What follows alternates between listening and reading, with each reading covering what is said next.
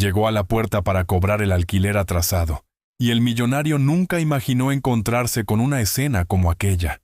Una niña delgada de ojos cansados cosiendo a mano, agotada, intentando terminar un vestido más para ayudar a su madre.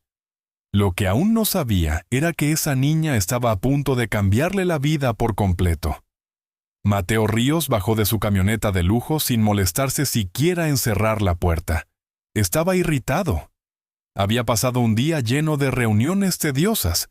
Y para colmo, tenía que desplazarse personalmente a cobrar el alquiler a una inquilina que llevaba 3 meses sin pagar. No entendía cómo la gente no lograba manejar algo tan básico. Caminó por el largo pasillo del viejo edificio, ese que apenas se mantenía en pie con las reparaciones más baratas posibles. Primero le golpeó el olor a yeso húmedo, y en algún lugar del corredor, una licuadora antigua zumbaba en la cocina de alguien. Cuando llegó al apartamento 4B, respiró hondo y golpeó con fuerza. Nadie respondió. Volvió a llamar, más fuerte. Entonces escuchó algo. Pasos pequeños, cuidadosos, vacilantes, acercándose a la puerta. Se abrió apenas unos centímetros. Lo que vio lo dejó helado. Una niña de unos 7 años, con el cabello castaño revuelto y unos ojos tan grandes que parecían demasiado grandes para su rostro delgado. Lo miró desde abajo. Los labios agrietados y la ropa manchada de hilos de colores. No dijo una sola palabra. Solo lo observaba como un niño observan a un adulto del que espera un regaño. Mateo se agachó un poco, sorprendido, y preguntó si su mamá estaba en casa. La niña negó con la cabeza. Ni una palabra, solo un no lento y silencioso, con los ojos muy abiertos todo el tiempo. Supuso que la madre había salido al hacer algún recado, pero entonces se fijó detrás de la niña en una vieja máquina de coser de manivela. Y sobre la mesa, montones de retazos de tela, carretes de hilo, agujas. La niña había estado cosiendo, no en el colegio, no jugando, no viendo dibujos. Cosiendo, con pinchazos de alfiler por todas las manos y marcas de hilo hundidas en los dedos. ¿Estás aquí sola?, preguntó, y hasta a sus propios oídos la voz le salió más suave de lo habitual. La niña dudó, bajó la mirada y empujó la puerta un poco más. Mateo no quiso entrar sin que se lo pidieran, así que solo se inclinó para ver mejor.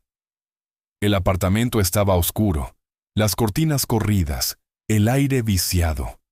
Una silla cojeaba en un rincón. El refrigerador parecía no haberse limpiado en años, y sobre la cocina había una olla con algo quemado. Lo que más le impactó fue la camita improvisada en la sala, sábanas finas, una manta rota y, al lado, cajas de medicinas vacías. Todo encajó de golpe. ¿Tu mamá está enferma?, preguntó sin moverse. La niña lo miró otra vez, asintió, pero no agregó nada. Mateo no sabía qué hacer. No era la primera vez que veía pobreza. Él mismo había crecido en un barrio duro hacía mucho tiempo, pero habían pasado años desde que se enfrentaba a algo tan crudo. Sacó el teléfono, fingiendo revisar algo, y preguntó el nombre de la madre. «Sara», dijo ella en voz baja. Luego, como avergonzada por haber dicho tanto, volvió a la costura que tenía entre las manos. Mateo preguntó por el alquiler, aunque ya no le parecía importante. La niña dijo que su madre había dejado un sobre debajo del colchón. Corrió sin soltar la aguja, y regresó segundos después con un sobre arrugado. Mateo lo abrió, casi vacío. Solo unos billetes pequeños, apenas $40. No dijo nada. No era el momento de discutir por dinero. Mientras la niña volvía a la máquina, él se quedó congelado en el umbral. No podía simplemente darse la vuelta y marcharse, pero tampoco sabía cómo ayudar sin que sonara a lástima. La niña volvió a conectar la máquina y el ruido rítmico del pedal llenó el silencio incómodo. Mateo no se fue. Se quedó mirándola empujar el pedal con pies cansados. viendo cómo la cabeza le caía de agotamiento mientras seguía, como si no tuviera otra opción. Algo se resquebrajó dentro de él en ese momento. No era lástima. No era culpa. Era algo más cercano a la rabia. Rabia sin destino, contra la madre, contra el sistema, contra él mismo por no haber notado nunca algo así. Ni siquiera entendía cómo una niña había terminado sola, haciendo un trabajo que agotaría a un adulto. Notó una pequeña gota de sangre en la yema de su dedo. Ella se la limpió en la camisa sin quejarse y siguió cosiendo. «¿Cómo te llamas?», preguntó por fin. Ella dudó y dijo, «Lucía», y volvió a la tela. Mateo metió la mano en el bolsillo, sacó la cartera, extrajo varios billetes y los dejó sobre la mesa sin decir palabra. Lucía ni siquiera los miró. Siguió cosiendo. Él salió del apartamento sin cerrar del todo la puerta, como si dejarla entreabierta marcará la diferencia entre marcharse y quedarse un poco más. De vuelta en la camioneta, se sentó sin arrancar el motor. Por primera vez en mucho tiempo no sabía qué hacer. Solo sabía que esa niña no debía estar sola y que su historia apenas comenzaba. Esa noche Mateo no pudo dormir. Repasaba una y otra vez lo que había visto. Una niña cosiendo sola como si tuviera que salvar el mundo en un edificio que apenas se sostenía. Ni siquiera había tenido fuerzas para insistir con el alquiler. Se sentía injusto, de una forma que iba más allá de la tristeza. A la mañana siguiente se despertó temprano, algo que casi nunca hacía a menos que el trabajo lo exigiera. En lugar de ir directo a la oficina, se desvió a una tienda de la esquina y compró pan, galletas, algunos básicos. No era mucho, pero era algo. No quería aparecer otra vez con las manos vacías. Cuando llamó al 4B, esta vez más suave, Lucía abrió más rápido. El cabello recogido con una goma vieja, la misma ropa del día anterior. Mateo levantó las bolsas del supermercado. «Te traje un par de cosas», dijo. Lucía las miró con desconfianza, sin moverse. Él dejó las bolsas y se agachó a su altura. «¿Puedo pasar un momento?».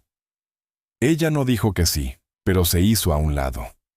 Dentro todo se veía más o menos igual, quizás un poco más ordenado, pero el lugar seguía oliendo a aire viciado y a medicina. Preguntó si había comido. Ella se encogió de hombros. «Tortillas con sal», contestó en voz baja. Él se sentó en la única silla que parecía estable. «¿Tu mamá sigue en el hospital?». Asintió, con la mirada baja. «¿Cuánto tiempo?». «3 días». «¿Y quién te cuida?». «Nadie. Estoy bien». Algo se le apretó en el pecho. No podía imaginar a una niña pasando por aquello sin que nadie interviniera. «¿Por qué cosías ayer?». Lucía levantó la vista y, por primera vez, pareció dispuesta a hablar. «Tengo que entregar unos forros de almohada. La señora Patricia me da unos $, y los termino bien y rápido». «¿Quién es la señora Patricia?». «Vive en el 3er piso. Me enseñó a coser cuando mamá se enfermó». «¿Qué tiene tu mamá?». Lucía se quedó callada. Se mordió el labio. Miró hacia la puerta como si quisiera huir. Mateo la observó luchar con ello. Quería proteger el secreto. Eso estaba claro. Pero una parte de ella también quería que alguien lo supiera.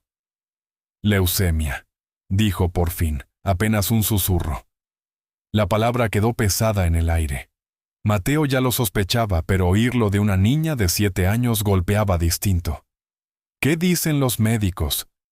«Que necesita medicina y sangre y una operación». «¿Tienen seguro?». «No». Mateo se frotó la cara. No era médico, ni abogado, ni trabajador social. Era un hombre de negocios que cerraba tratos desde una oficina con aire acondicionado. Y allí estaba, en una habitación donde la luz apenas pasaba por las cortinas, escuchando a una niña de 7 años explicar que su madre se moría y que ella cosía para sobrevivir. «¿Por qué no me lo dijiste ayer?». Lucía se encogió de hombros. Pensé que si lo sabías nos echarías o llamarías a servicios de protección infantil. Aquello le cayó como un golpe. Ni siquiera lo había considerado, pero ahora todo tenía sentido. Lucía no tenía miedo a los extraños. Tenía miedo al sistema, a los adultos que toman decisiones sin preguntar, a que la separaran de su madre. No voy a hacer eso, dijo con firmeza. No te voy a llevar a ninguna parte sin que tú lo digas. Solo quiero ayudar. Por primera vez Lucía lo miró con algo parecido a confianza, sin creerlo del todo, pero deseándolo. ¿Quién eres tú siquiera? Mateo sonrió un poco. Digamos que soy el dueño de este edificio, pero hoy no estoy aquí como casero. Hoy solo soy Mateo. Ella asintió despacio y luego fue a servirle un vaso de agua en un vaso de plástico, su manera silenciosa de decir que estaba bien que se quedara un rato más. Mientras le mostraba los forros de almohada en los que trabajaba, Mateo se fijó en otra cosa. Un cuaderno en un rincón lleno de dibujos. Lucía y una mujer acostada con tubos, una sonrisa un poco triste.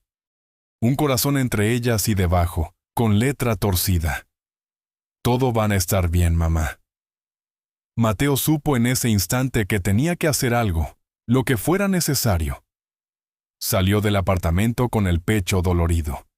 Esa imagen de Lucía inclinada sobre la máquina de coser, dándole vueltas en la cabeza. Una niña de 7 años sola trabajando por unas monedas mientras su madre luchaba contra la leucemia en una sala pública. Hacía mucho que no vivía así. Y le inquietaba lo rápido que la rutina pulida de las salas de juntas y los informes trimestrales podía sentirse como un planeta distinto de aquel pasillo. Antes de irse se detuvo en el 3A, donde vivía la vieja Rosalinda Castro. La vecina que lo veía todo desde su ventana y nunca fingía lo contrario. «Buenos días, doña Rosalinda», dijo Mateo, manteniendo el tono casual.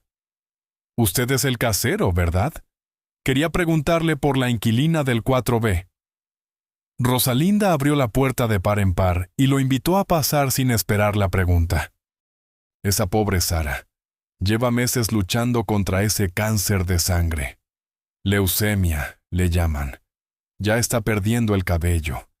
Y la pequeña Lucía, bendita sea. Está sola desde que su mamá volvió al hospital. No hay familia de la que haya oído hablar. Sara nunca hablaba de su pasado. Solo decía que no quería ser una carga para nadie, que lo único que importaba era su hija. Y esa niña es un ángel. Se levanta temprano, compra el pan, limpia la casa, lava la ropa a mano y encima cose. La señora Patricia de abajo le enseñó. Pasa de vez en cuando a revisar las costuras, pero la mayor parte del tiempo esa niña está sola. A veces la oigo llorar por la noche, pero ¿qué puede hacer una vieja como yo? Mateo sintió un nudo en la garganta. ¿Sabe en qué hospital está su madre? En el Hospital General del Centro, en oncología. Una vez le llevé una manta porque esas noches se pone frío allí. Nadie la visita, solo la niña cuando puede. Mateo le dio las gracias y salió a toda prisa. Llamó a su asistente para que cubriera una reunión importante y se dirigió directo al hospital, deteniéndose a comprar fruta, jugo y una manta gruesa por el camino. Cuando llegó, el lugar lo golpeó fuerte. Gente dormida en sillas de plástico, otros esperando en el suelo, enfermeras corriendo de un lado a otro. Encontró a Sara en el tercer piso, delgada, pálida, el cabello corto como si se lo hubieran cortado antes de que se cayera solo. Una enfermera preguntó si era familia. «Amigo del edificio», respondió. Se sentó a su lado. Dejó la fruta en la mesita de metal. «Hola, Sara. Soy el casero». «Bueno, ya que está aquí, solo quería que supiera que su hija es una luchadora». Sara no contestó, pero los labios se le movieron ligeramente. Salió del hospital sintiendo que el mundo se había vuelto un tono más gris. Ya no eran solo una inquilina y una niña. Eran personas con dolor real. personas a las que el sistema dejaba caer en silencio mientras todos miraban hacia otro lado. Esa noche, Mateo decidió que no iba a ayudar desde la distancia con cheques y favores. Iba a hacerlo de verdad, aunque significara problemas, aunque significara enfrentarse a gente de su propia empresa. Volvió el sábado siguiente antes del amanecer, esta vez sin llamar. Llenó bolsas de víveres, arroz, frijoles, leche, jabón, fruta, latas, vendas y antiséptico para los dedos pinchados de Lucía. Estacionó la camioneta a una cuadra para que no la reconocieran y dejó las bolsas apiladas frente a la puerta del 4B, metiendo un sobre con dinero dentro de una de las bolsas de pan donde lo encontrarían por casualidad. Tocó 2 veces y bajó corriendo las escaleras antes de que nadie abriera. Al día siguiente regresó como correspondía. Lucía abrió, el cabello peinado, una camisa limpia, con aspecto de haber descansado por primera vez. Alguien dejó bolsas afuera de la puerta, le contó. Quizá los vecinos o la señora Patricia. Vaya, qué amable de su parte, dijo Mateo, manteniendo la cara seria. Ella le ofreció una galleta de vainilla. Él se sentó en su silla habitual mientras ella se acomodaba en el rincón con un cojín y una manta doblada. Seguía cosiendo, pero menos. Ya tengo suficiente para pagarle a la señora Patricia y me está ayudando a terminar unos pedidos que todavía debo. ¿Qué vas a hacer con el resto? Guardarlo para la medicina de mamá. Él la miró, sorprendido de que una niña tan pequeña pudiera pensar con tanta claridad. Antes de irse, ella le entregó algo que había hecho. Un pequeño parche bordado con las letras MR cosidas en hilo rojo, rodeadas de un corazoncito. Lo hice ayer, dijo. Mateo sintió que algo se hinchaba en el pecho. No dijo nada, solo lo guardó con cuidado. Gracias, Lucía. Me lo llevo a la oficina para no olvidar lo que importa. Al bajar se topó con Diana Fuentes, su administradora de propiedades, bajando las escaleras con tacones y una carpeta bajo el brazo. ¿Qué hace aquí, jefe? Asunto personal. ¿Tiene que ver con la inquilina del 4B? ¿Por qué pregunta? La boca de Diana se tensó. Porque lleva 3 meses sin pagar el alquiler, y según el contrato que usted firmó, se supone que esta semana presentamos la demanda de desalojo. Mateo no contestó de inmediato. Solo la miró y algo en las entrañas ya sabía que esa conversación era solo el comienzo, y que nadie iba a sacar a Lucía de ese apartamento.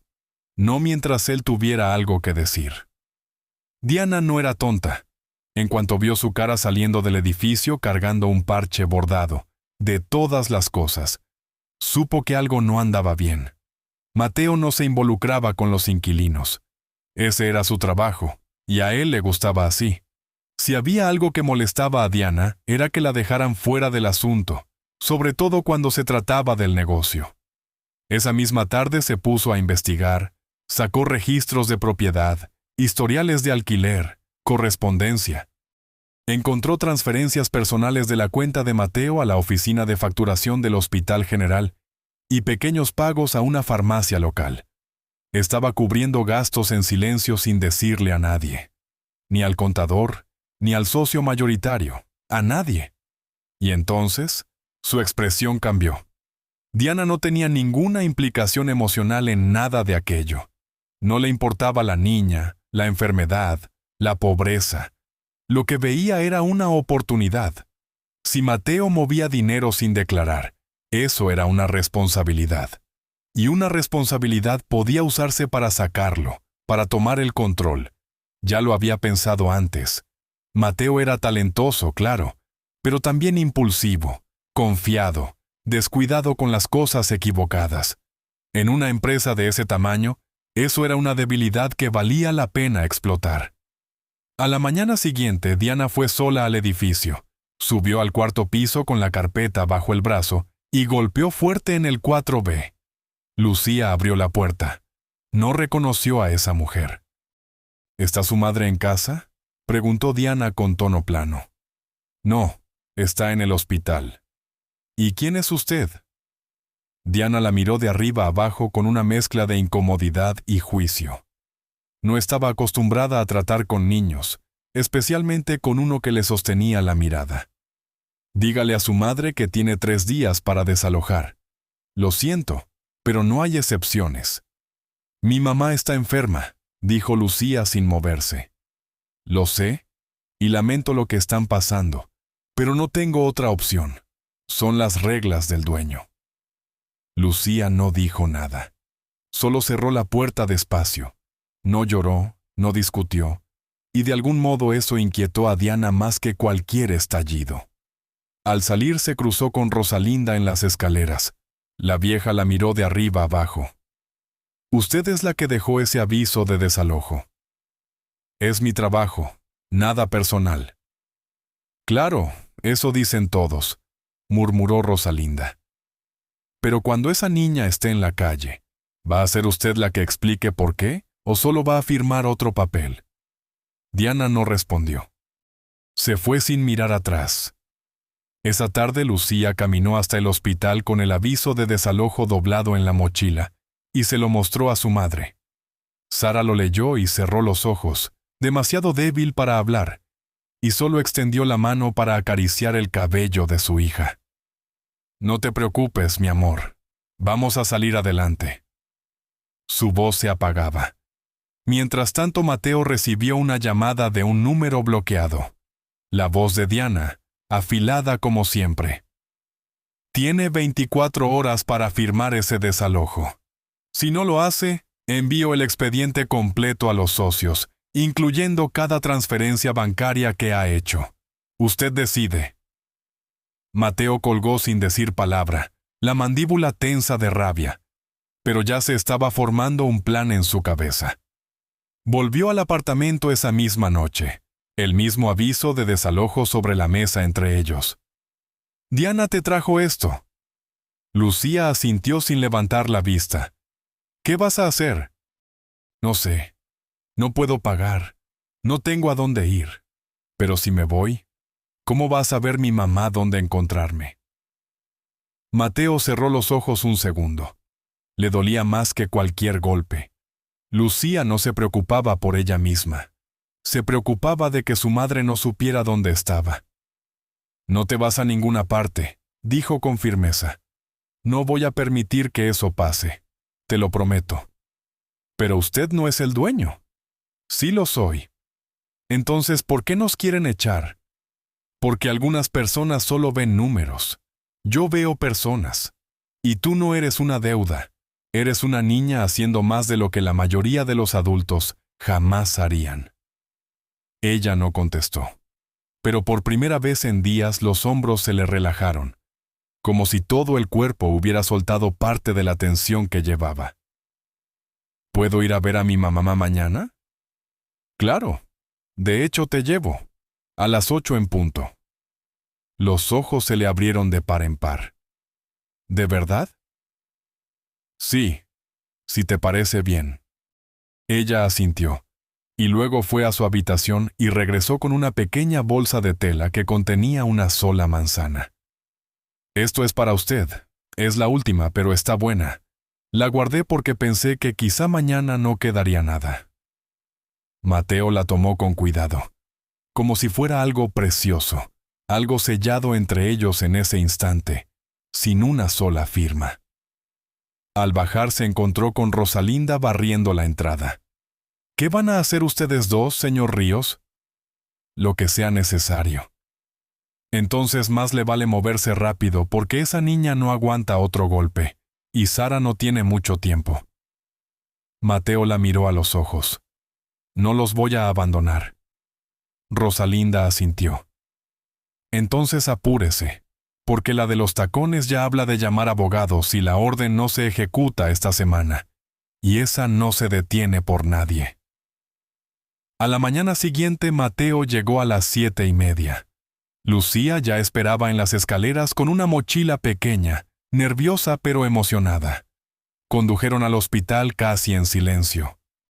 Cerca del final ella preguntó, ¿cree que mamá sabe que quiero quedarme con ella? ¿Sí?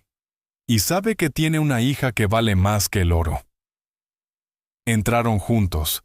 Sara yacía en la cama, más pálida y frágil que antes. Lucía se acercó, la abrazó con cuidado, y se quedó allí sin soltarla. Mateo observaba desde el umbral, presente sin entrometerse. Una sombra silenciosa que no estorbaba, pero tampoco se iba. Mientras tanto, Diana hablaba por teléfono con abogados, reuniendo documentos, negándose a aceptar la derrota. Tenía los papeles listos, pruebas de cada transferencia no autorizada. Era solo cuestión de tiempo. Pero Mateo tenía algo que Diana no tenía. Personas de su lado que no estaban en ningún archivo ni contrato, pero que importaban, y esa diferencia estaba a punto de pesar más de lo que ella esperaba. Las cosas se calmaron un poco durante un tiempo. Mateo seguía ayudando sin hacer ruido, recogiendo a Lucía cada 2 mañanas para ver a su madre, asegurándose de que el refrigerador estuviera lleno y logrando que la señora Patricia pasara por las tardes. Lucía dejó de mirarlo con sospecha. Empezaba a verlo como alguien que no solo decía cosas, cumplía.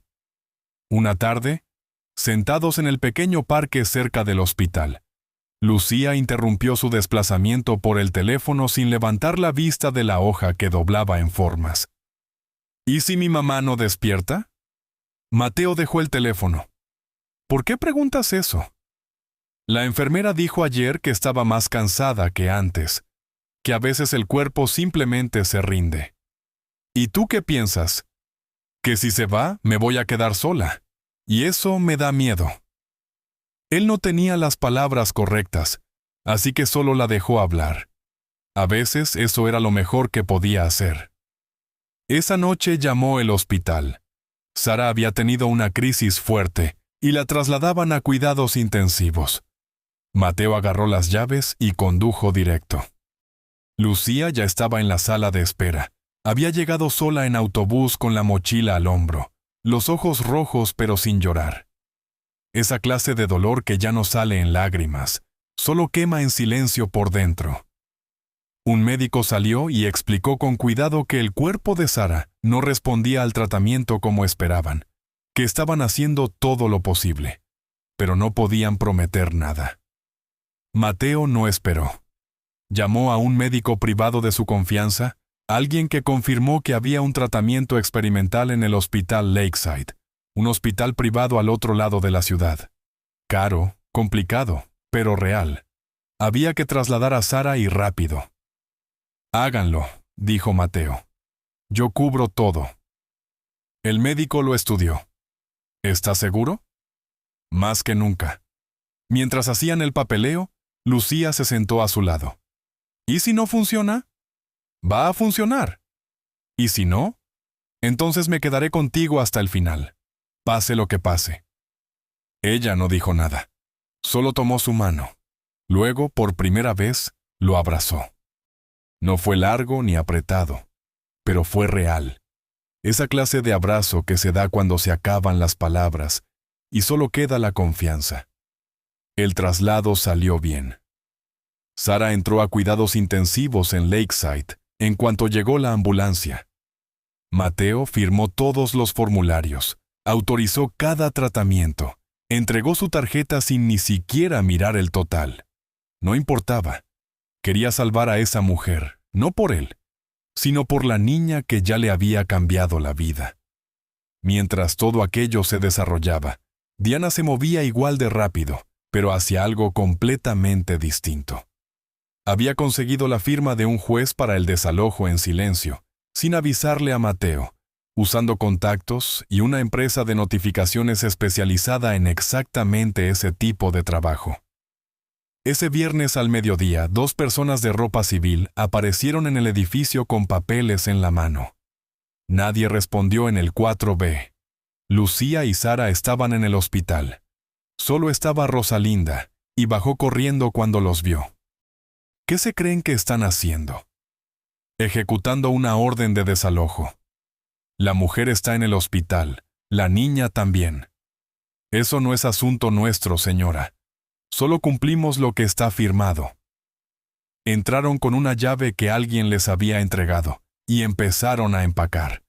Nada roto, pero mucho que dolía ver. Los dibujos de Lucía arrancados de la pared, su cuaderno escolar, una bolsa de hilos de colores, un peluche de un solo ojo, todo metido en cajas y etiquetado como objetos personales. Rosalinda miraba desde el umbral, furiosa e impotente. Llamó a Mateo una y otra vez. Él no contestaba. Estaba en la sala de espera de Lakeside. Diana apareció en persona más tarde ese día para supervisar. Avísenme cuando terminen. No quiero errores. ¿Qué hacemos con lo que sobra? Tírenlo. ¿Y si regresa la niña? Diana se detuvo medio segundo. No es problema mío. Y se fue. Horas después, con Sara estable pero todavía en peligro, Mateo y Lucía regresaron a descansar y comer algo. No tenían idea de lo que los esperaba.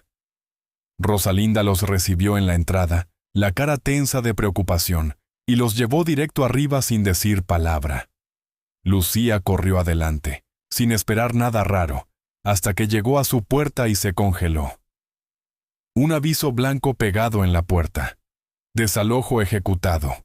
No forzar la entrada. ¿Qué es esto? La voz de Lucía tembló. Mateo se acercó corriendo, intentó la manija, sellada. Bajó corriendo a hablar con el administrador del edificio que solo pudo decir: «Vinieron hoy con papeles del juzgado. No supe qué hacer». Mateo revisó el teléfono. 20 llamadas perdidas, todas de Rosalinda, y un mensaje. Se llevaron todo, Mateo. Diana mandó gente a vaciarlo. Intenté detenerlos. No me hicieron caso. Lucía se quedó congelada frente a la puerta. ¿Dónde están mis cosas? Vamos a arreglar esto, te lo prometo, dijo Mateo, intentando mantenerse firme. Nos echaron. Sí, pero no fue decisión mía, te lo juro. ¿Fue ella, la señora? Mateo no contestó de inmediato. No quería que la niña cargara odio, pero tampoco podía ocultarlo. Sí, fue ella. Lucía bajó la mirada, se dio la vuelta y bajó las escaleras sin decir otra palabra. Mateo la siguió, le habló, pero ella no respondía. Esa noche se la llevó a su casa, le dio una de las habitaciones de invitados, calentó sopa y chocolate caliente. Ella comió en silencio, sin quejarse, solo tragando despacio como si una parte de ella no estuviera del todo allí. Cuando terminó, se sentó en el sofá abrazándose las rodillas. ¿Y si mi mamá se muere mientras estoy aquí? Eso no va a pasar. Y si pasa, entonces te prometo que tendrás a alguien a tu lado siempre. Ella lo miró por primera vez en todo el día. Ella me dijo que nunca me dejaría sola, y no lo va a hacer. Yo tampoco. Más tarde, cuando Lucía por fin se quedó dormida, Mateo salió al balcón y llamó a Diana. ¿Por qué hiciste eso sin avisarme? Porque tú no tuviste el valor. Y si no te gusta, ya sabes qué hacer. Cruzaste una línea, Diana. Esto no es un juego, no es una empresa, y te estás olvidando de eso. Voy a arreglar esto. Haz lo que quieras, pero cuida tus pasos. Tengo cada depósito, cada transferencia. Empújame y no te voy a dejar fácil. Entonces prepárate, dijo Mateo, y colgó. No sabía exactamente cómo todavía, pero decidió en ese momento que no iba a dejarla ganar. Ni contra Lucía, ni contra Sara, ni contra nadie. El amanecer llegó con lluvia, no la suave, sino una tormenta de verdad, viento y truenos, y una oscuridad pesada sobre toda la ciudad. Mateo se despertó antes del amanecer, no por el clima, sino porque la cama de Lucía estaba vacía. Ni nota, ni mochila, ni sonido. El pulso se le disparó. Llamó primero al hospital. Sara seguía en la UCI estable, pero sin visitas esa mañana, así que Lucía no había ido allí. Regresó al viejo edificio, aunque sabía que el apartamento estaba vacío. Rosalinda contestó medio dormida. ¿Ha pasado la niña? ¿Qué niña? Lucía. Está desaparecida desde temprano. No, mi amor. Pero espera. Oí pasos en las escaleras alrededor de las 3. Pensé que era alguien del otro edificio. Mateo condujo sin rumbo, revisando la tienda de la esquina donde Lucía compraba pan, la farmacia donde una vez había recogido medicinas. Nadie la había visto. Sacó las cámaras de seguridad del viejo edificio y allí estaba ella. Un video borroso de ella saliendo sola a las 3:15 de la madrugada. Una chaqueta demasiado grande sobre los hombros, la mochila balanceándose. ¿A dónde iría una niña de 7 años sola a esa hora? Entonces lo entendió. El refugio. Rosalinda había mencionado una vez que cuando Sara fue hospitalizada por primera vez, se habían quedado unas noches en un refugio de mujeres cerca del viejo hospital público. Mateo condujo hasta allí bajo la lluvia, frenando en cada semáforo, y tocó el timbre con fuerza. Una mujer con impermeable sobre el pijama abrió. La niña, soltó Mateo antes de que ella pudiera hablar. 7 años, cabello castaño lacio, mochila azul. ¿Es usted su padre? No, su tutor. Por favor, ¿está aquí o no? Sí. Llegó empapada, temblando antes del amanecer. Dijo que necesitaba un lugar seguro porque su madre estaba en el hospital y ella no tenía casa. Mateo cerró los ojos de alivio. Dentro el refugio olía a sopa caliente y ropa húmeda. En un rincón, sobre una catre envuelta en una manta, estaba Lucía, los zapatos embarrados a un lado, mirando el techo. Cuando lo vio no se levantó, solo lo miró, insegura de si sentir alivio o miedo. ¿Por qué te fuiste así?, preguntó Mateo sentándose a su lado. Porque ya no tengo casa, y no quería ser una molestia para usted. ¿Crees que eres una molestia para mí? Ella bajó la mirada. Solo necesitaba un lugar para pensar. No quiero que mi mamá despierte y yo no tenga a dónde estar. Él la atrajo en un abrazo. Lucía, ya no estás sola. No más. No quiero que se muera sin saber dónde estoy. Eso no va a pasar. Hoy vamos a volver al hospital y esta vez vas a tener un lugar cerca, como quieres. No más mudanzas, no más esconderse. Esa misma mañana Mateo puso todo en marcha. Contrató a su abogado, expuso lo que Diana había hecho, solicitó una medida cautelar para congelar cualquier acción adicional mientras resolvía el lío legal, y pidió una revisión completa de cada documento que ella había firmado en su nombre. Sospechaba que había más enterrado debajo. Luego fue a Lakeside Memorial y consiguió una pequeña habitación para Lucía cerca de la sala de su madre. No importaba si era solo una catre junto a la sala de descanso del personal. Quería que estuviera cerca. Esa tarde Lucía visitó otra vez a su madre, más calmada esta vez, susurrándole que ya no tenía miedo, que ahora sabía que alguien velaba por ella. Sara no pudo responder, pero una lágrima se deslizó por el rabillo del ojo. Mateo observaba, con un nudo en la garganta. Esa noche, mientras Lucía por fin dormía en un sofá plegable cerca, recibió un correo de su abogado. Diana no solo había ejecutado el desalojo sin autorización, también había presentado un poder limitado falsificado para tomar decisiones legales en nombre de la empresa. Ya no era solo una amenaza. Estaba jugando sucio, y la pelea apenas comenzaba. La primera vez que Lucía entró en el nuevo lugar donde iba a vivir, se quedó congelada en el umbral. No era un apartamento deteriorado ni un trastero convertido. Era una casita bien cuidada en un barrio tranquilo, un pequeño jardín delantero, 2 dormitorios, una cocina con estufa moderna. Mateo no le había dicho mucho, solo, vamos a un lugar donde estarás segura. Y allí estaban. Ella no se movió, la mochila colgando de un hombro, los ojos muy abiertos. ¿Vamos a vivir aquí? Es tu casa ahora. ¿Usted también va a vivir aquí? No, pero vendré todos los días o cuando quieras. Ella caminó despacio hasta el centro de la sala. Tocó una silla, luego la mesa. Miró por la ventana. Difícil de creer.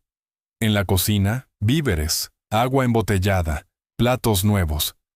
En un dormitorio, una cama con sábanas limpias, una luz de noche, incluso una caja de crayones en la mesita de noche. Todo listo para ella. Puedo quedarme sola si quieres, pero también puedo quedarme un rato, ofreció Mateo. Quiero intentar, dijo ella. Quiero ver cómo se siente estar en paz. Lo dijo con tanta seriedad, tanta sinceridad, que algo se le apretó en el pecho.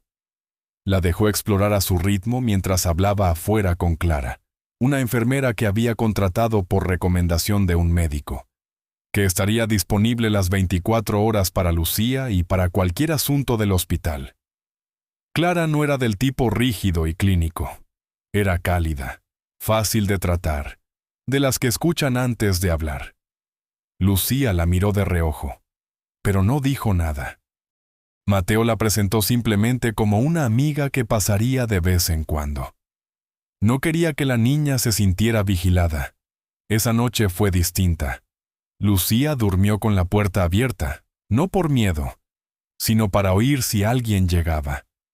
Mateo, desde la sala, escuchó cómo su respiración se volvía pareja, tranquila, toda la noche. A las 6 de la mañana siguiente ya estaba levantada, sentada en la cocina con leche caliente y un cuaderno abierto. «Le estoy escribiendo a mi mamá», le dijo. «Quiero que sepa que estamos bien». «¿Puedo ayudarte con algo?» «Puedes llevarme al hospital después, cuando quieras». Esa mañana condujeron con música suave. Lucía hablando de la escuela, de una maestra que le había regalado un lápiz bonito, de cómo extrañaba coser pero ya no sentía la presión. Había una calma en su voz que antes no estaba. Sara estaba despierta pero débil. Apenas podía hablar. Lucía le mostró la carta, dibujos simples de ella misma, de Mateo, de la casa nueva, y una gran frase. «Todo está mejor ahora, mamá». Sara sonrió, débil pero real. «Gracias», logró decir. Mateo se quedó atrás, sin necesidad de oír las palabras para sentir cómo se le aliviaba el pecho solo de mirarlas. Esa semana Lucía empezó a comer mejor, a dormir más fácil. Clara la inscribió en la escuela más cercana, sin complicaciones. Una de las maestras entendió la situación y la recibió de inmediato. Era una escuela modesta de barrio, pero llena de buena gente. Lucía no pidió mucho, solo un cuaderno nuevo y un lápiz con goma. Mateo le compró toda una mochila y ella la empacó con cuidado como si guardara un tesoro. Sara, mientras tanto, respondía poco a poco al tratamiento. No hubo una recuperación milagrosa, pero el cambio de hospital, el descanso, los nuevos medicamentos, estaban funcionando. A veces abría los ojos y pedía a Lucía o pedía cosas pequeñas, sopa, jugo, una manta con flores. Mateo se encargaba de todo. Una tarde el médico se sentó con él. Su situación sigue siendo delicada, pero está luchando, y tener a su hija cerca la mantiene. Cree que puede recuperarse. Con lo que estamos haciendo, tiene una oportunidad real, no garantizada, pero posible. Para Mateo eso lo era todo. Una oportunidad real, una segunda chance. Aún así sabía que Diana no había terminado. Desde el último mensaje de su abogado se había quedado en silencio. Pero eso no lo tranquilizaba. La conocía lo suficiente para saber que el silencio significaba que estaba construyendo algo más grande. Así que empezó a mover sus propias piezas, reuniendo documentos, correos de respaldo, un informe del contador de cada movimiento que Diana había hecho en las últimas semanas. Si iba a defender a Lucía y a Sara, lo iba a hacer con todo lo que tenía. Una noche, de regreso del hospital, Lucía le preguntó de repente, ¿por qué hace todo esto por nosotros? Él miró hacia el semáforo en rojo. Porque alguien tenía que hacerlo. ¿Pero por qué usted? Porque tengo los medios, y porque se lo merecen. Ella no dijo nada más, solo apoyó la cabeza contra la ventanilla, y aunque nunca lo dijo en voz alta, en ese momento entendió que por fin tenía algo que no se podía comprar ni pedir. Alguien que no se iba a ir. Diana no sabía perder. Había aprendido de joven que el mundo pertenecía a la gente que se movía, no a la que esperaba que las cosas buenas cayeran del cielo. Así que cuando se enteró de que Mateo no solo había bloqueado el desalojo legalmente, sino que había traído abogados para revisar todo lo que ella había firmado, supo que tenía que moverse rápido. Llamó a un antiguo contratista del departamento de contabilidad, alguien que le debía un favor, y le pidió que escarbara todo sobre las finanzas recientes de Mateo. Cuentas, gastos, donaciones, cualquier cosa que pudiera parecer sospechosa. «Quiero saber qué está haciendo, y si puedo usarlo en su contra», le dijo con tono plano. Él dudó, pero Diana ofreció dinero y cedió. En una semana tenía un expediente completo. Transferencias privadas, facturas médicas pagadas con lo que ella afirmaba era dinero de la empresa. Incluso recibos de transporte a nombre de Sara. Armó su caso. Primero, un informe diseñado para hacer parecer que Mateo desviaba recursos de la empresa hacia personas ajenas sin autorización, adornado con cifras de pérdidas infladas y correos seleccionados a dedo, despojados del contexto donde él explicaba que eran gastos personales. Segundo, fue directo a dos socios mayores, presentándolo todo como si simplemente estuviera preocupada por la empresa. «No quiero armar un escándalo», dijo con dulzura como si le doliera. «Pero esto podría convertirse en una verdadera responsabilidad financiera, y no quiero que nos caiga encima a todos». Los socios, mirando todos los números y documentos, empezaron a dudar. Diana plantó la idea con cuidado de que Mateo actuaba de forma emocional, imprudente, incluso irresponsable. Está gastando dinero de la empresa como si fuera su fondo personal por una inquilina enferma y una niña que ni siquiera es pariente. Un socio se burló. Una niña cualquiera y está haciendo esto sin que ni siquiera lo sepamos. Exactamente, dijo Diana bajando la voz. Y eso podría traer consecuencias legales reales si alguien investiga. La idea echó raíces. Diana no buscaba un regaño. Quería sacarlo por completo, y sabía que necesitaba más apoyo para eso. Así que se movió con cuidado, piso por piso, soltando comentarios a personal de confianza. Ya no es el mismo. Algo anda mal. Está escondiendo algo. La estrategia era simple: aislarlo. Mateo, mientras tanto, no tenía idea de hasta dónde había llegado. Creía que Diana había sido apartada después de que él bloqueó el desalojo, sin darse cuenta de que ella trabajaba desde adentro todo el tiempo. Un día, de regreso a su oficina, encontró una carta sobre el escritorio, una citación para comparecer ante una reunión de emergencia de los socios por uso indebido de recursos de la empresa. La leyó 2 veces, no podía creerlo. Cada dólar que había gastado en Sara y Lucía había salido de su propio bolsillo, no de la empresa, pero el documento lo pintaba como algo completamente distinto, como fraude corporativo. Llamó a su abogado. «Diana está detrás de esto. Tiene que ser». «¿Tiene pruebas?» «Todavía no, pero las tendré». Más le vale moverse rápido porque ese documento está construido para derribarlo, y si no se defiende bien, pueden sacarlo legalmente. Esa noche no durmió, no por miedo, sino por rabia. Sabía que Diana jugaba sucio, pero esto era un nivel nuevo. Y lo peor era que no podía contarle nada de aquello a Lucía. Ella ya tenía suficiente con su madre todavía en el hospital. Al día siguiente, le pidió a Clara que cuidara a Lucía a tiempo completo. Le dejó dinero, comida, ropa limpia, y fue a la oficina legal de la empresa, solicitando acceso a los registros. Quería saber quién había autorizado el documento. Y allí estaba la firma de Diana, falsificada, pero bien hecha. Necesito una copia de esto, le dijo a la asistente legal, y acceso a los correos de Diana de los últimos meses. No puedo dárselo sin una orden judicial. Entonces tráigame al abogado general. Esto es serio. A lo largo del día, Mateo se dio cuenta de lo solo que se había quedado. Varios empleados ya no lo saludaban como antes. Otros evitaban mirarlo a los ojos. Diana estaba ganando terreno. Tenía poder, contactos y una cara que se leía como razonable en cada sala en la que entraba. Todo lo que decía sonaba lógico, y eso era exactamente lo que la hacía peligrosa. Su plan parecía legal. Esa noche recibió una llamada anónima. Una voz le dijo algo crucial. Diana está investigando a la niña. Quiere demostrar que usted vive con ella para acusarlo de una custodia ilegal. ¿Quién es usted? No importa.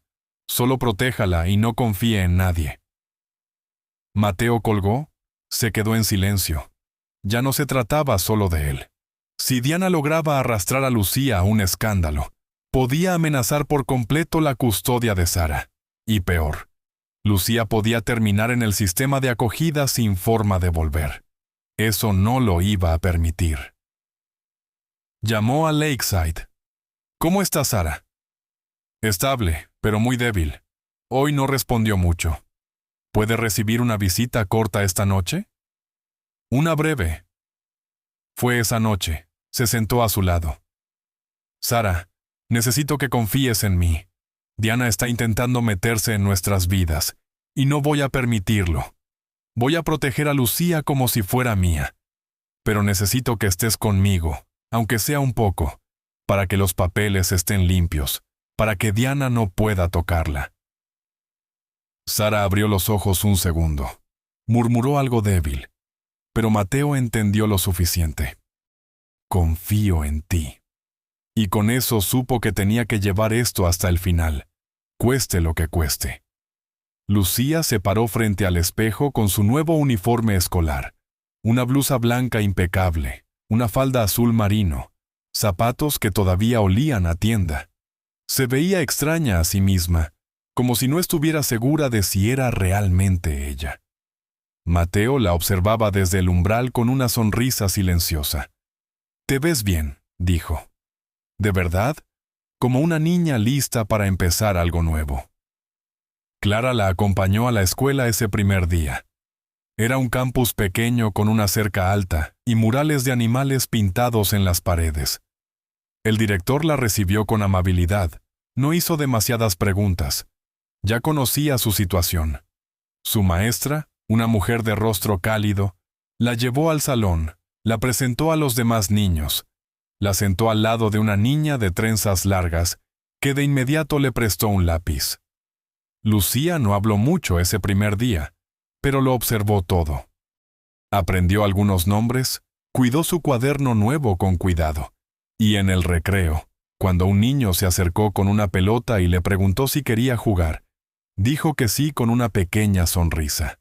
Por primera vez en mucho tiempo se veía como una niña cualquiera.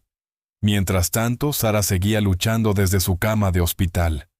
Ahora podía abrir más los ojos, mover los dedos, incluso formar oraciones cortas.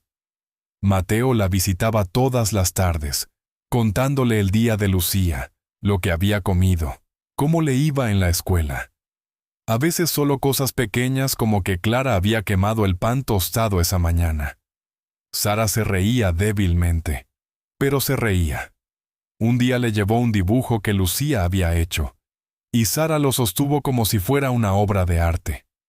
«Me alegra saber que puede ser una niña», dijo con voz débil.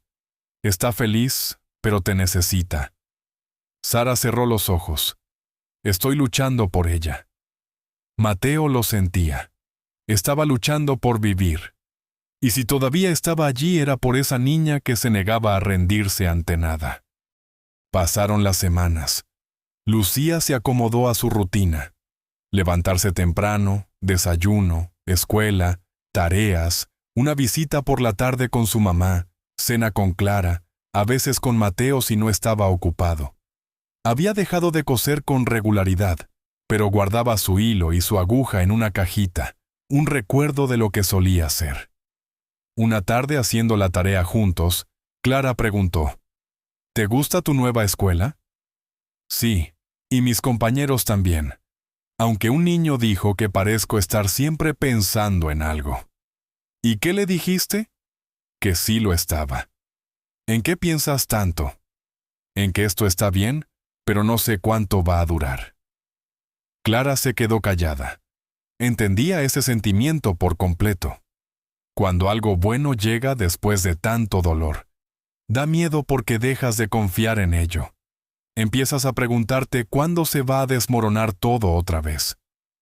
Esa tarde Mateo llegó con una caja de cartón. ¿Qué es eso?, preguntó Lucía. ¿Un regalo? Bueno, unos cuantos. Algo que alguien dejó para ti.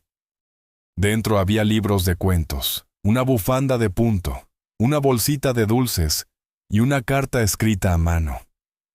Querida Lucía, la vida a veces se pone difícil, pero eres más fuerte de lo que crees. Nunca dejes de soñar porque todo lo que estás viviendo, aunque se sienta prestado, también puede ser tuyo. Con cariño, Patricia. Era de su vieja amiga costurera del edificio. Rosalinda se la había pasado a Mateo. Lucía abrazó la caja con fuerza. Extraño a la señora Patricia. ¿Quieres ir a visitarla? Sí, pero todavía no. Quiero esperar a que mamá esté mejor. Quiero llevarla conmigo. Mateo entendió. Lucía no quería revisitar el pasado a menos que fuera con su madre a su lado. Las cosas parecían mejorar, pero no del todo. Mateo seguía peleando en la empresa. Diana había reunido más socios a su lado y había convocado una reunión de emergencia para discutir su remoción temporal. Intentaban sacarlo, pintarlo como imprudente por gastar dinero sin permiso. Él, mientras tanto, construía su defensa. Pruebas, testimonios, documentos que mostraban que cada dólar había salido de sus propias cuentas. Pero eso no bastaba. Diana sabía cómo mover influencias, cómo hacer que los números se vieran como ella quisiera. Una noche su abogado le envió un mensaje. Diana está presionando a la Junta para una votación urgente. No tienes mucho tiempo. Mateo miró el teléfono en silencio. Luego miró a Lucía dormida en el sofá con un libro abierto sobre el pecho, y tomó una decisión. No iba a perder esta pelea. No por orgullo, no por venganza, sino porque ya no era solo un asunto de negocios. Se trataba de proteger lo que había construido, de asegurarse de que esa niña pudiera seguir viviendo su nueva vida, aunque fuera prestada, aunque fuera temporal. Porque si Lucía podía volver a soñar, entonces valía la pena pelear por todo. Era martes por la mañana cuando llegó el aviso. La reunión de la Junta se había adelantado, no dentro de 2 semanas como estaba planeado, sino en 3 días, con un solo punto en la agenda. Revisión de la conducta administrativa y suspensión inmediata del socio Mateo Ríos. Lo llamaban audiencia. Aunque no había sala de tribunal, ni juez, solo socios sentados en juicio. Sin togas, sin martillo, pero con consecuencias reales de todos modos. Podían removerlo, congelar sus cuentas dentro de la empresa, sacarlo de cada decisión importante. Todo por el dinero que había gastado ayudando a Sara y a Lucía. Mateo leyó la carta, no dijo nada, la guardó en el maletín y se fue sin contárselo a nadie. Estaba furioso, pero no lo demostraba. Ya estaba en otra parte en su cabeza. Sabía que Diana lo estaba provocando y no iba a caer fácilmente. Esa tarde se reunió con su abogado. Revisaron las acusaciones. Uso indebido de recursos, decisiones no autorizadas, daño a la imagen de la empresa, todo adornado para parecer peor de lo que era. Mateo tenía lo necesario para defenderse. Recibos, transferencias personales, estados de cuentas privadas. Pero demostrar que no había robado no era el verdadero problema. El verdadero problema era convencer a los socios de que lo que había hecho estaba bien. Esto ya no se trata de papeles, le dijo su abogado. Es político. Si Diana tiene los votos, estás fuera. Y si les muestro la verdad no siempre gana, Mateo. Necesitas conectar con ellos, hacerles ver que no eres el hombre imprudente que ella ha pintado, que esto no fue un capricho por una niña, fue humano, no impulsivo. Mateo se quedó callado un momento. Quiero hablar en la audiencia, no solo una refutación. Quiero que me oigan como persona. ¿Estás seguro? Más que nunca. Llegó el viernes. La oficina principal zumbaba desde temprano. Autos elegantes en el estacionamiento, trajes planchados entrando con carpetas bajo el brazo. Mateo llegó solo. Sin asistente, sin séquito, solo un maletín lleno de documentos y un sobre sellado que no le había mostrado a nadie. Diana ya estaba adentro, sentada a la cabecera de la mesa de conferencias, traje oscuro, el cabello recogido, saludando a todos con una sonrisa controlada. Sabía que estaba ganando. Buenos días a todos, comenzó el presidente de la Junta. Abriremos con el único punto de la agenda de hoy, la revisión de la conducta administrativa de Mateo Ríos. Tiene la palabra, Diana. Diana se levantó y fue directo al grano, recorriendo los documentos que había compilado, proyectando una hoja de cálculo de gastos, hablando con calma en un tono que sonaba justo pero frío. Esto no se trata de cuestionar su carácter, dijo. Se trata de proteger la estructura de esta empresa. Las decisiones personales, por muy nobles que sean, no pueden pesar más que los acuerdos bajo los que opera esta junta. Mateo escuchó, con los brazos cruzados, dejándola terminar. Cuando le tocó el turno, se levantó despacio. Miró a cada socio de la sala. Varios evitaron sus ojos. Lo que dice Diana tiene sentido en el papel, comenzó. Pero el sentido no siempre es lo mismo que lo correcto. Sí, usé mi propio dinero. Sí, ayudé a una madre enferma y a una niña que no tenía a nadie. No me disculpo por eso. Lo volvería a hacer. Un murmullo recorrió la sala. Sé que esto no es una organización benéfica, pero a veces ayudar a una persona es lo que hace que todo lo demás tenga sentido.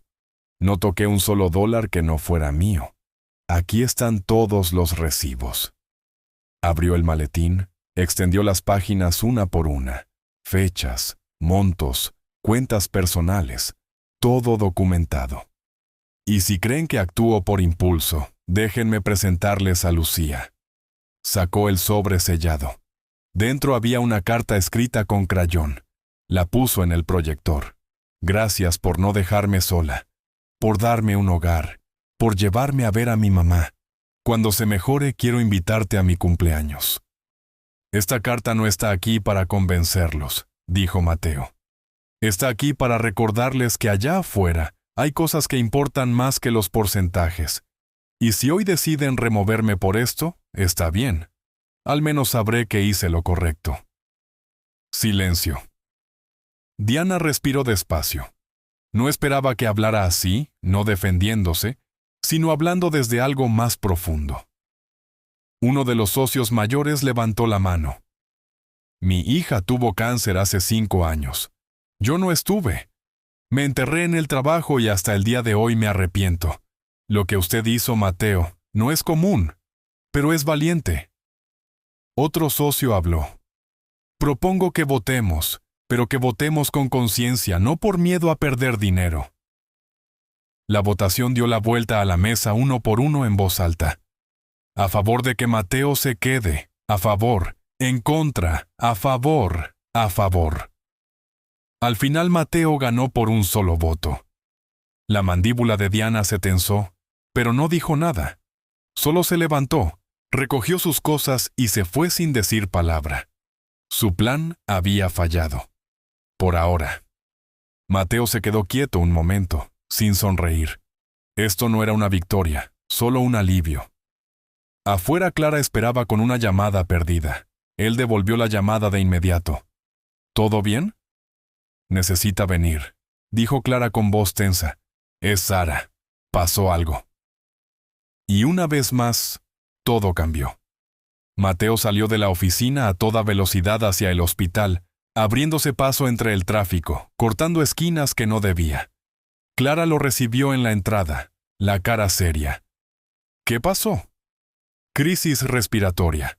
Estaba dormida y de repente entró en angustia. No podía hablar. Los médicos la estabilizaron, pero está más débil que nunca. Lucía está con ella. No sale de la habitación. No suelta su mano. Mateo entró sin dudar. Sara estaba conectada a más máquinas que antes, el color drenado de la cara. Lucía estaba sentada a su lado, los ojos rojos, la mandíbula apretada, ya no lloraba. Solo sostenía la mano de su madre, firme. ¿Cómo está?, preguntó Mateo en voz baja. Lucía no contestó, solo lo miró. Y esa mirada lo decía todo. Miedo, agotamiento, frustración. Esa noche nadie habló, nadie comió, nadie durmió. Mateo paseaba por la sala de espera. Clara traía café que él nunca tocaba. Solo podía pensar en lo injusto que era todo. Que después de todo, justo cuando Lucía por fin había encontrado un poco de paz, la vida la empujaba otra vez al borde. A las 5 de la mañana salió un médico. Pasó la noche, pero está muy inestable. Necesitamos intentar algo más agresivo, sin garantías, pero podría comprarle más tiempo. ¿Hay alguna otra opción? No, háganlo, dijo Mateo sin dudar. Lo que sea necesario.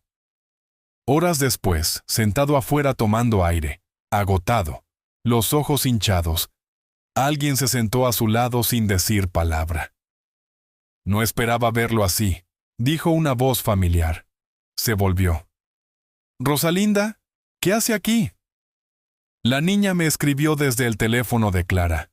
Dijo que su mamá estaba muy mal. No podía quedarme en casa, tomé el autobús, caminé. Aquí estoy. Mateo sonrió por primera vez en días. Gracias. No me agradezca todavía, dijo ella, sacando una pequeña memoria USB de su bolso. Tengo algo que podría ayudarlo. ¿Qué es? Una grabación de Diana la noche que vinieron a desalojarlos. La oí por teléfono en la escalera. No me vio, pero yo tenía mi pequeña grabadora funcionando. Me gusta grabar los sonidos del edificio cuando no puedo dormir. Ya sé, suena raro, pero lo tengo todo. ¿Qué dice? Dice bastante que podría ayudarlo. Habla de falsificar papeles, de socios que ya había comprado. Incluso se ríe de cómo va a derribarlo, con pruebas o sin ellas. Mateo apretó el puño. Esto lo cambia todo. No lo use todavía. Espere el momento justo. Si va a derribarla, hágalo bien para que no pueda levantarse. ¿Por qué me ayuda? Porque nadie se mete con esa niña, dijo Rosalinda con firmeza. No después de todo lo que ha pasado. ¿Y usted? Usted se ganó el derecho de pelear por ella. Mateo guardó la memoria en la chaqueta como si fuera oro. Ese mismo día se la llevó a su abogado. Tengo una grabación. Es Diana. No es completamente admisible, pero está clara. Fraude, manipulación, todo el plan expuesto. ¿Quién la grabó? Una vecina. Testigo directo. Entonces ese es útil. Pero tenemos que tener cuidado. Si la soltamos ahora, ella dirá que está editada. Necesitamos algo más. ¿Cómo qué? Otro testigo. Alguien que pueda confirmar que también la oyó. Mateo pensó un segundo y luego llamó a la señora Patricia. «Estaba usted en el edificio la noche que vino Diana, ¿verdad?» «Sí, estaba en mi cocina». «¿Oyó algo?» «Algo sobre que ya estaba todo arreglado, que ni el dueño podía salvarlos». Eso ayuda mucho. Esa tarde Mateo y su abogado lo armaron todo. Declaraciones, pruebas, registros bancarios limpios. Y ahora el testimonio de 2 personas que no tenían nada que ganar. Una vecina curiosa pero leal y una costurera retirada.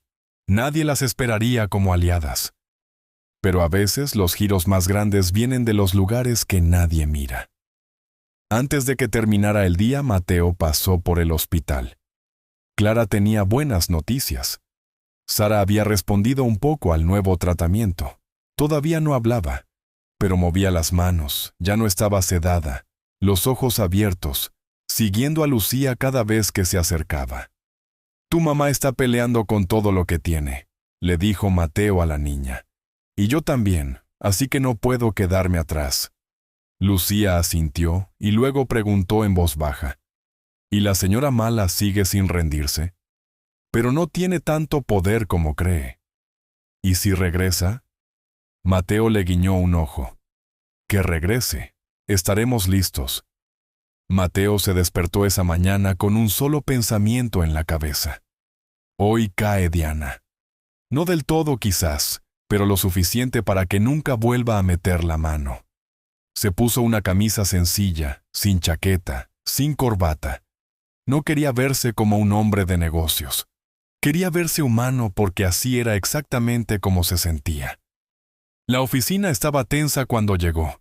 Casi nadie hablaba. Algunos lo saludaban por obligación, otros ni levantaban la vista. Diana estaba en su oficina, relajada, tomando café, con gafas nuevas. Cuando lo vio pasar apenas levantó una ceja. «Buenos días, Mateo». «Ya veremos si se mantiene así», dijo él siguiendo adelante. Su abogado ya esperaba en la sala de conferencias con una carpeta llena de documentos y una nueva memoria USB. Rosalinda también estaba allí, vestida de forma sencilla, pero con una presencia que llenaba la habitación. En el momento en que Diana la vio, su sonrisa vaciló. «¿Qué hace ella aquí?» «Testigo», dijo Mateo con calma. «¿Testigo de qué?» «Ya verá». Los socios entraron como de costumbre. Los más antiguos adelante, los nuevos hacia atrás. La reunión se abrió formalmente, el presidente repasando los asuntos del día. Pero cuando llegó el turno de Mateo, todo cambió. «Tengo pruebas de que se ejecutó un desalojo usando documentación falsificada», comenzó. «Y pruebas de que se falsificó mi firma en autorizaciones internas». Diana cruzó los brazos. «¿Va a decir eso sin pruebas?» Mateo sacó la memoria USB. «Hay una grabación aquí», señaló hacia Rosalinda. «Y hay alguien que estaba justo allí cuando usted habló de derribarme, con pruebas o sin ellas». «Eso no prueba nada», soltó Diana. «Podría estar editada». Su abogado intervino. «Más allá de la grabación, tenemos un segundo testigo, una vecina que escuchó parte de la misma conversación y está preparada para testificar si esto escala». El ambiente de la sala cambió. Algunos socios ya no miraban a Diana con la misma confianza. Otros empezaron a hojear sus propias copias de los papeles. Mateo repartió la solicitud que Diana había presentado para un poder limitado para tomar decisiones legales sin aprobación de la Junta. Luego extendió el documento de desalojo falsificado. «Esto tiene mi firma. Yo nunca la firmé». «Eso no prueba que fui yo», dijo Diana visiblemente alterada. «Entonces, ¿quién fue?» «El archivo». Unas risas nerviosas. El presidente pidió orden y luego se dirigió directamente a Diana. «¿Puede explicar por qué usó documentos sin aprobación de la Junta?» Diana sostuvo el silencio un momento.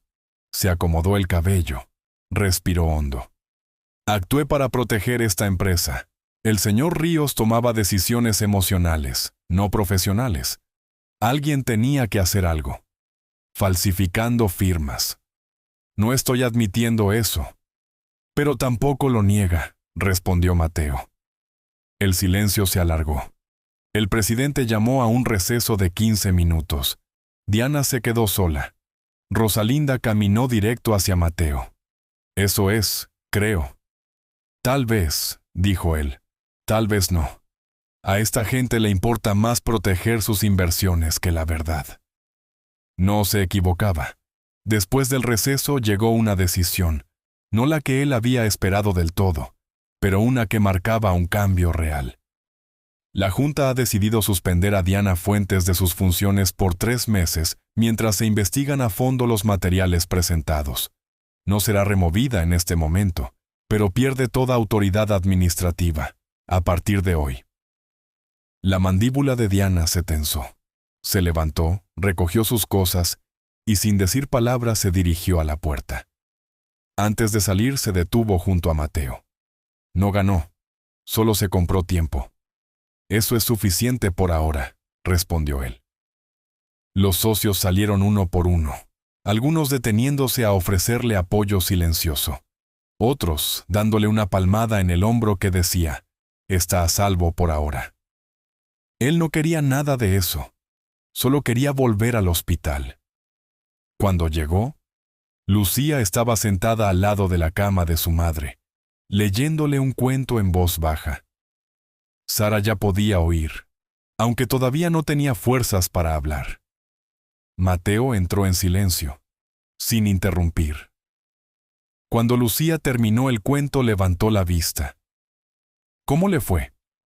Ganamos, más o menos. Está suspendida. No puede tocar nada por un buen tiempo. Lucía asintió. No sonrió, pero se le notó el alivio. ¿Y usted está bien, Mateo? Él pensó un momento. Cansado, pero sí, estoy bien. Lucía bajó la mirada. Gracias por no rendirse. Él se sentó a su lado, no dijo nada más, solo le apretó la mano. Esa noche fue tranquila, la primera en mucho tiempo sin llamada de emergencia, sin abogados, sin amenazas. Mateo durmió en una silla del hospital con la chaqueta por almohada. Todos sabían que no era el final, solo una pausa, un respiro antes de la siguiente ronda. Y lo que vino después fue algo que nadie vio venir. El hospital se había vuelto rutinario para Lucía. Entraba, saludaba a Clara, subía, se sentaba al lado de la cama de su madre y se quedaba horas. A veces hablando, a veces solo sosteniendo su mano. Los médicos decían que Sara estaba estable pero frágil, como si un cambio en falso pudiera volcar todo.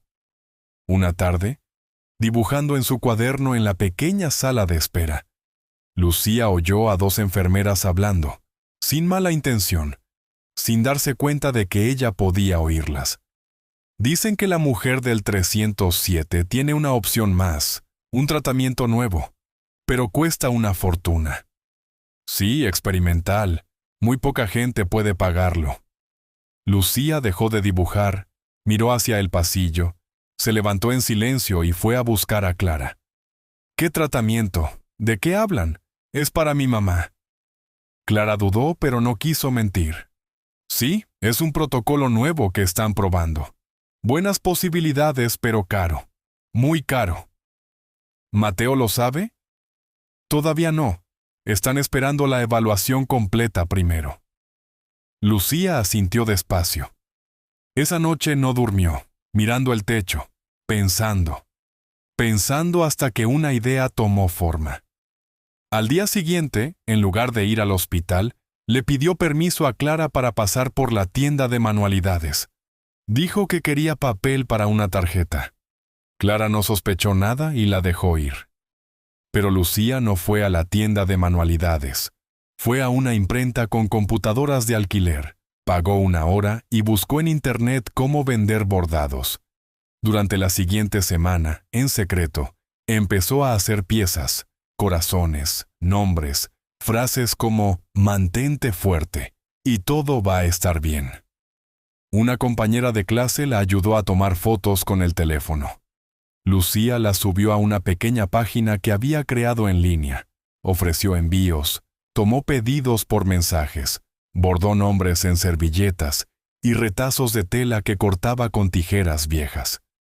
Organizó las entregas a través de un repartidor de la esquina que había aceptado ayudarla. No se lo contó a nadie, ni a Mateo, ni a Clara, ni a su maestra. Cada dólar que ganaba iba a una cajita escondida debajo del colchón con un recuento escrito a lápiz. Su meta era $200. No sabía si bastaría, pero era algo. Quería contribuir. Quería sentir que ella también podía ayudar a salvar a su madre. Pasaron 2 semanas. Una tarde, Mateo pasó por su habitación a dejarle una mochila nueva, y la encontró dormida con una aguja todavía en la mano. la cabeza apoyada en la mesa. A su lado, un retazo de tela con Sara, bordado en hilo morado. «¿Qué está haciendo?», preguntó, sorprendido. Clara justo detrás de él se veía igual de sorprendida y no tenía idea. «Lucía», dijo Mateo tocándole el hombro. «¿Qué es esto?». La niña se sobresaltó y la cara se lo delató al instante. No había querido que la descubrieran. Intentó esconder la tela demasiado tarde. Mateo vio la caja de dinero, las notas, los sobres listos para enviar. «¿Estás vendiendo esto?». Lucía bajó la mirada. «Sí». «¿Para qué?». «Para ayudar. Para el tratamiento de mamá. No quiero que se muera por dinero». Mateo se arrodilló frente a ella, la sostuvo por los hombros. «Eso no va a pasar. Tú no tienes que cargar con esto. No es tu responsabilidad». «Sí lo es», dijo ella con firmeza, «porque ella siempre hizo todo por mí. Ahora me toca a mí hacer algo por ella». Él no sabía qué decir. Algo se le quebró en silencio.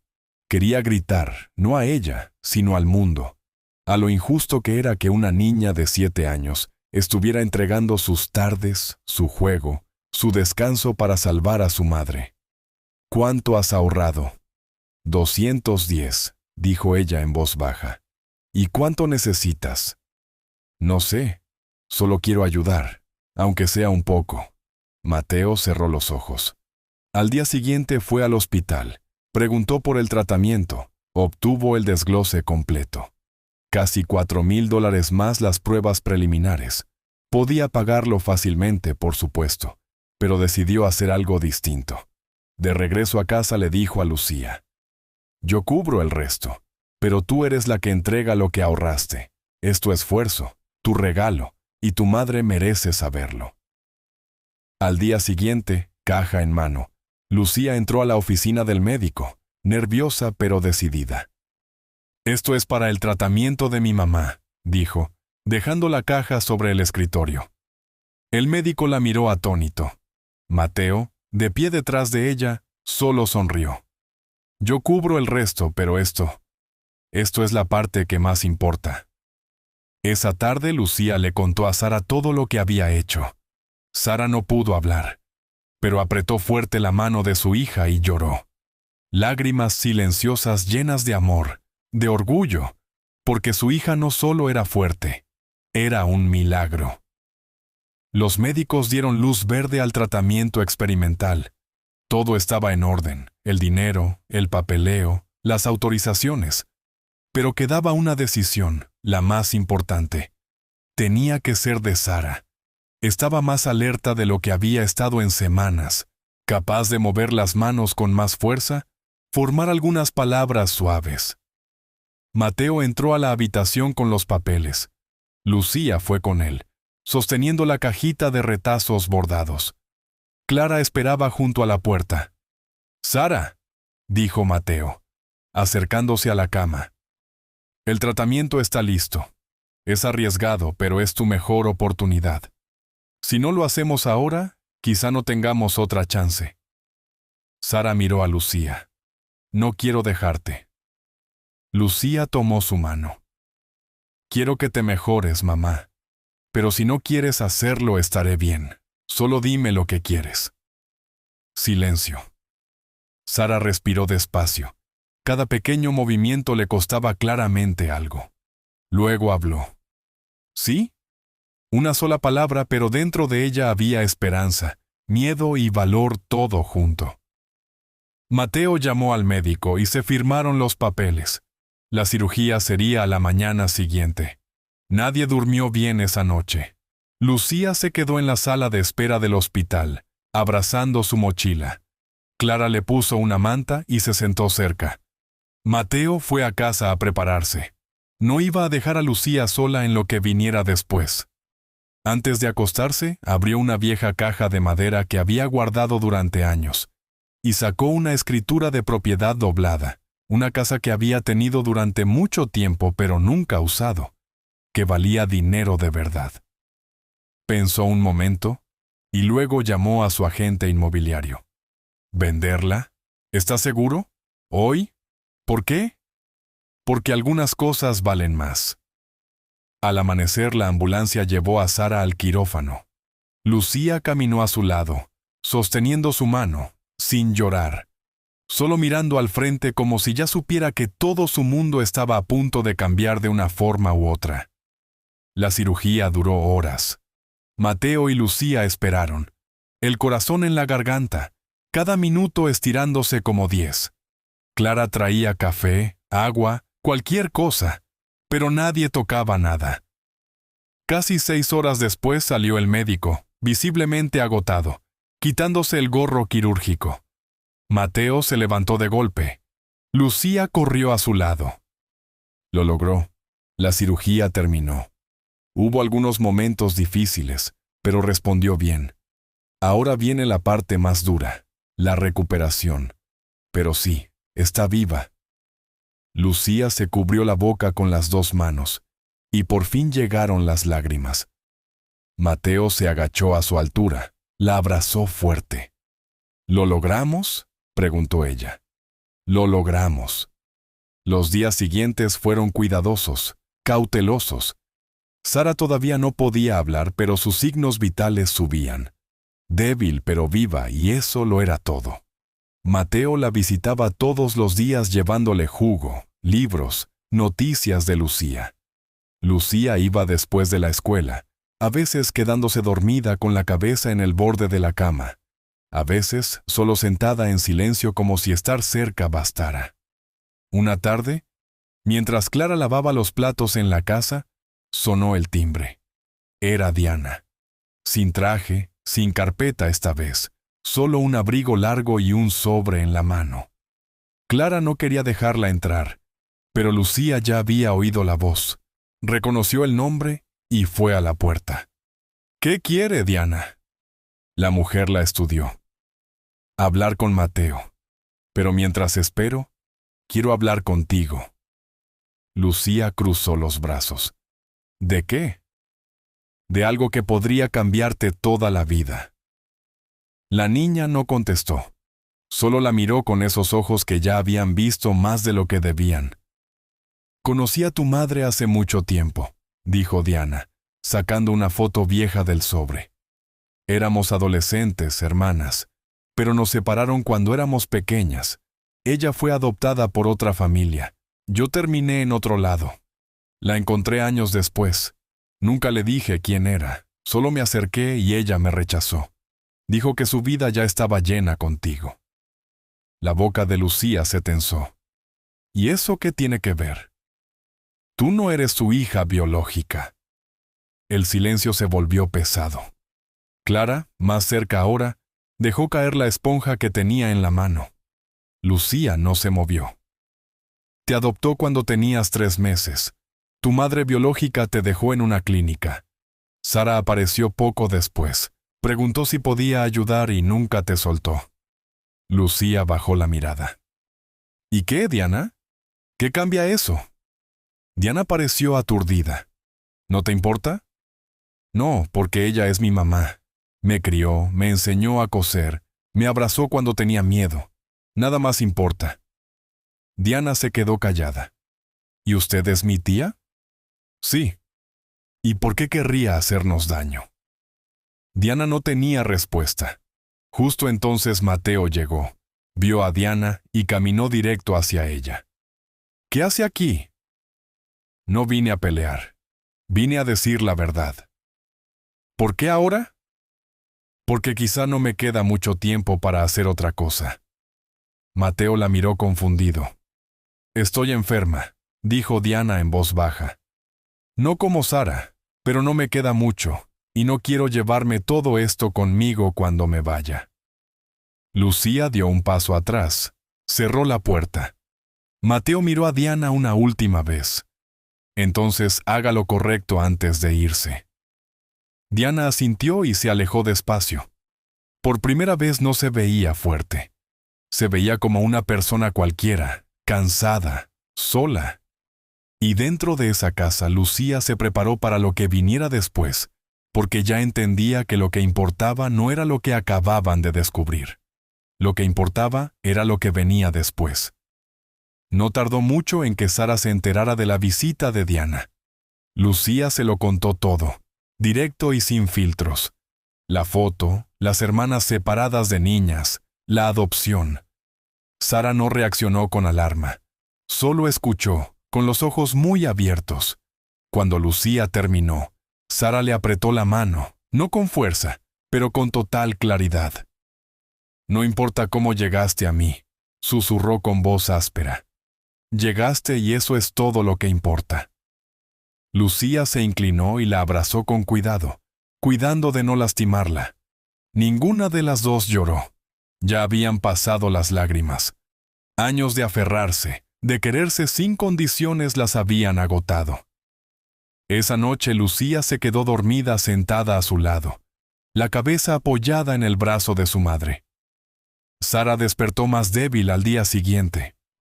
El tratamiento había frenado muchas cosas, pero también cobraba su precio. Su cuerpo se sostenía, pero claramente estaba al límite. El médico le dijo a Mateo que aunque saliera adelante podría cargar con efectos duraderos. Necesitaba descanso total, una larga recuperación, pero todavía había esperanza. Mateo pidió permiso especial para llevarla a casa unos días. No quería que el tiempo que le quedara, si es que resultaba ser así, se gastara en una habitación fría que olía a alcohol y máquinas. El hospital lo aprobó bajo supervisión médica. Clara organizó todo. Una cama de hospital, oxígeno, medicamentos, cuidado las 24 horas. Lucía ayudó a preparar la habitación. Cuando llegó Sara, toda la casa cambió, más suave, más silenciosa.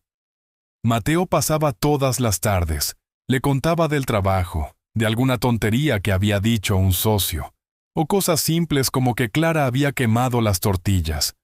Sara se reía muy bajito, pero se reía. Una noche, Lucía terminaba una pieza de bordado en el sofá cuando Mateo la llamó. «Necesito contarte algo», dijo. Ella se sentó a su lado. «¿Qué pasa?» Él sacó una pequeña caja, la abrió.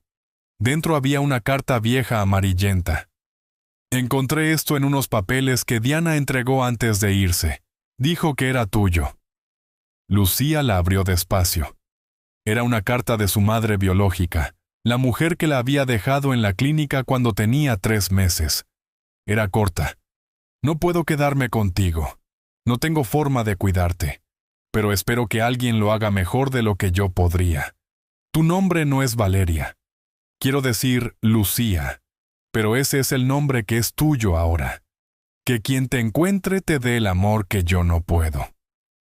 Lo siento». Lucía miró la página sin moverse. «¿Quieres saber quién era?» Ella negó con la cabeza.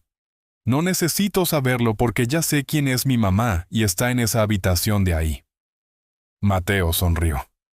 «Te admiro tanto». «Yo también te admiro a ti». Los días pasaron. Sara mejoraba despacio, en pequeños pasos. Algunos días dormía la mayor parte del tiempo. Otros hablaba con Lucía durante horas contándole historias de cómo la cargaba en las noches de fiebre, de cómo lloraba porque no podía comprarle zapatos nuevos, de la vez que casi pensó que tendría que entregarla y nunca lo hizo. Una tarde, con el sol poniéndose, Sara pidió hablar con Mateo a solas. Lucía había salido con Clara a comprar fruta. «Gracias por todo lo que hiciste», dijo Sara despacio. «¿Por mí? Pero sobre todo por Lucía». «No hay nada que agradecer». «Sí lo hay. Apareciste cuando nadie más lo haría. Fuiste el único que vio lo que nadie quería ver. Y eso no se olvida». Mateo bajó la mirada. «No me voy a ninguna parte. Ya lo decidí hace mucho». Sara tomó su mano, lo miró con ojos cansados pero en paz. «Te pido algo. Cualquier cosa. Si me pasa algo, no dejes que Lucía se quede sola. No quiero que pase por más dolor». Mateo sintió que se le cerraba la garganta. «Nunca estará sola. Nunca. Te la confío». Eso fue lo último que se dijeron. Esa noche Sara falleció mientras dormía, en silencio, sin dolor. Clara se dio cuenta primero y llamó a Mateo, que entró en silencio a despertar a Lucía. La niña caminó hasta el lado de su madre, le besó la frente y susurró: «Gracias». No gritó, no lloró, solo apoyó la cabeza contra su pecho como si todavía pudiera oír su corazón. El servicio fue pequeño, solo la gente que realmente importaba. Mateo, Clara, Rosalinda, Patricia y una enfermera del hospital que siempre les guardaba un asiento en la sala de espera. Lucía no quiso flores, solo una carta doblada que metió en el bolsillo de su madre. «Todo va a estar bien, mamá. Ahora me toca a mí cuidarte desde aquí». Pasaron los meses. Diana desapareció. Nadie volvió a saber de ella. Algunos dijeron que se había mudado de estado, otros que se había puesto peor. Mateo nunca preguntó. Lucía siguió en la escuela. Mateo se encargó del papeleo para convertirse en su tutor legal.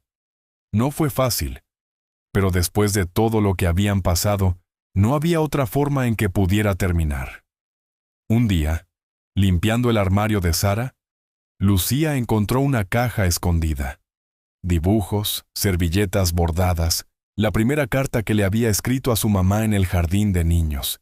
Y debajo de todo, un sobre sellado con su nombre. Lo abrió. Una página con la letra de Sara. Lucía, nunca fuiste mi hija de sangre, pero fuiste mi mayor amor. Gracias por salvarme. Si estás leyendo esto, significa que ya no estoy. Pero no tengas miedo. La vida sigue. Y tú, mi niña, sabes pelear porque lo aprendiste sola. Yo solo estuve ahí para abrazarte después de cada batalla. Ahora te toca volar. Y a él le toca cuidarte como yo lo haría. Nunca dejes que nadie apague tu luz». Lucía dobló la carta con cuidado y salió al patio trasero donde Mateo podaba las plantas. Lo miró y preguntó: «¿Me enseñas a manejar?». Él la miró confundido. «¿Manejar qué?». «La vida». Y los dos se rieron porque sí, después de todo seguían allí, todavía vivos, todavía juntos, y eso bastaba. Si esta historia te conmovió, déjamelo saber en los comentarios. Quiero saber qué parte te impactó más. Dale like a este video si crees que cada niño merece a alguien que se niegue a marcharse. Y si eres nuevo aquí, suscríbete y activa las notificaciones porque traemos más historias como esta cada semana. Gracias por ver y nos vemos en el próximo.